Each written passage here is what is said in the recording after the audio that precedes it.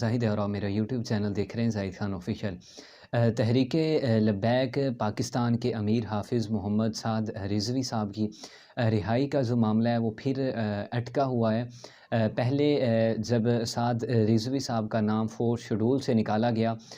तो कुछ ख़बरें गर्दिश करना शुरू कर दी हो गई और ज़राए के नाम पर कहा जाने लगा कि साद रिज़वी साहब को जुमे वाले दिन रिहा किया जाएगा। लेकिन साद रिज़वी साहब को जुमे वाले दिन रिहा नहीं किया गया। फोर्थ शेड्यूल से नाम भी निकाल दिया गया था, कलअदम लिस्ट से भी साद रिज़वी साहब का नाम निकाल दिया था, लेकिन उनको रिहा नहीं किया गया था गवर्नमेंट की जानब से। फिर हमने कल देखा कि गवर्नमेंट ने एक अहम साद रिज़वी साहब की रिहाई के अंदर पेशरफ्त की कि वो रेफरेंस जो गवर्नमेंट लेकर गई थी सुप्रीम कोर्ट के रिव्यू बोर्ड के अंदर,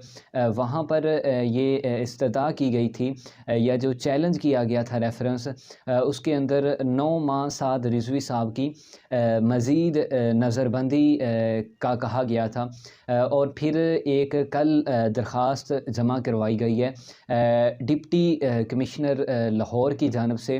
डीसी लाहौर की जानब से, और उसके अंदर ये कहा गया है कि साद रिज़वी साहब के ऊपर जो भी इल्ज़ामात लगाए गए थे वो बेबुनियाद थे, उनकी कोई हकीकत नहीं है, लिहाजा वो इल्ज़ामात साबित नहीं हुए, तो हम अपना रेफरेंस वापस लेना चाहते हैं। तो कल वो एप्लीकेशन तकरीबन 12 बजे भेजी गई और वो जो एप्लीकेशन है वो अब सुप्रीम कोर्ट के अंदर जाएगी और ज़राए के मुताबिक ये कहा जा रहा है कि आज वो एप्लीकेशन वहाँ पर पहुँच गई है। लेकिन बहुत सारे वकला जो कि इस बात की तस्दीक तो कर रहे हैं कि साद रिज़वी साहब की जो रिहाई है वो हो सकता है मंडे वाले दिन यानी कल सोमवार को हो जाए, लेकिन कुछ और इसके बरक्स भी वकला का कहना है कि जब हुकूमत ने ये एप्लीकेशन भेजी है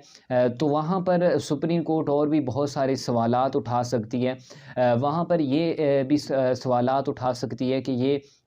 ये सब कुछ क्या हो रहा है कि आप पहले एक रेफरेंस को लेकर आए और अब उसको आप वापस ले रहे हैं, ये सब कुछ क्या हकीकत इसका इसके साथ क्या ताल्लुक़ है। ये भी अगर ये सवालात और ये नुक्ता उठाया जाता है तो फिर साद रिज़वी साहब की जो रिहाई है वो मज़ीद ताख़ीर का शिकार हो सकती है और हुकूमत किसी न किसी तरीके से ये सोचना चाह रही है और ये सोच रही है और ये करना चाह रही है कि साद रिज़वी साहब जो हैं वो अल्लामा ख़ादिम रिज़वी रहमतुल्लाह अलैह जो कि तहरीक लब्बैक के बानी थे, उनका जो उर्स आ रहा है जो कि 19, 20 और 21 तारीख़ को है, वो ये चाहते हैं कि इस उर्स की तकरीबात के अंदर साद रिज़वी साहब ना पहुंच सके। लेकिन ज़राए का ये दावा है और जिनकी गारंटी ली गई थी, जिन्होंने गारंटी दी थी, मुफ्ती मनीबुर रहमान साहब और भी बहुत ज़्यादा जो अहले सुन्नत व जमात के उलमा इकराम हैं उनकी जानब से दी गई थी, तो वो 10 दिन की दी गई थी। 10 दिन मुफ्ती मनीबुर रहमान साहब के ये अल्फाज हैं भी अशरा या 7 दिन का लफ्ज़ था और इस 7 दिनों या 10 दिनों, अशरे को 10 दिन के अंदर काउंट किया जाता है, तो 10 दिनों के अंदर ये तमाम मामलात क्लियर हो जाएंगे। लेकिन अभी 10 दिन से ज़्यादा हो गए हैं। ये बात तो दुरुस्त है कि टीएलपी के ऊपर जो बैन लगाया गया था वो भी ख़त्म कर दिया गया है और उसके अलावा जो फोर्थ शेड्यूल का मामला था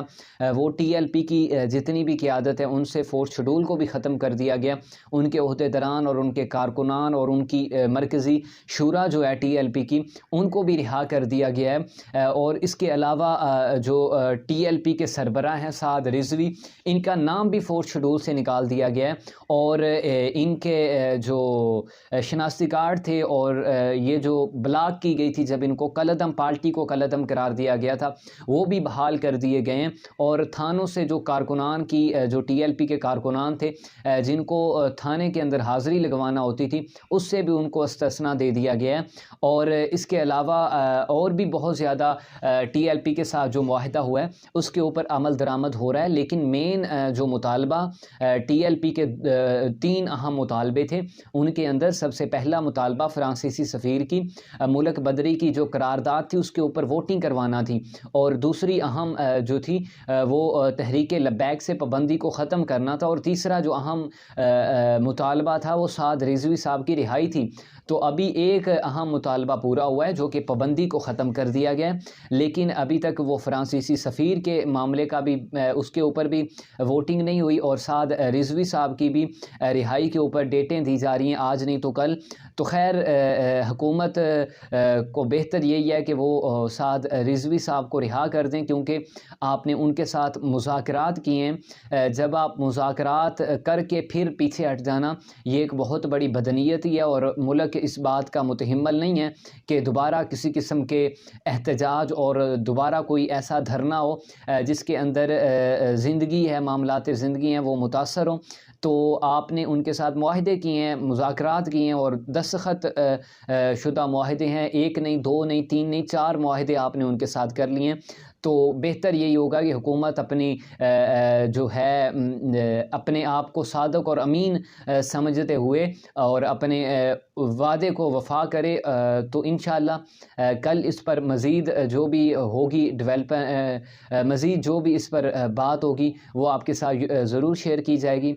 मिलते हैं न्यू वीडियो के साथ, तब तक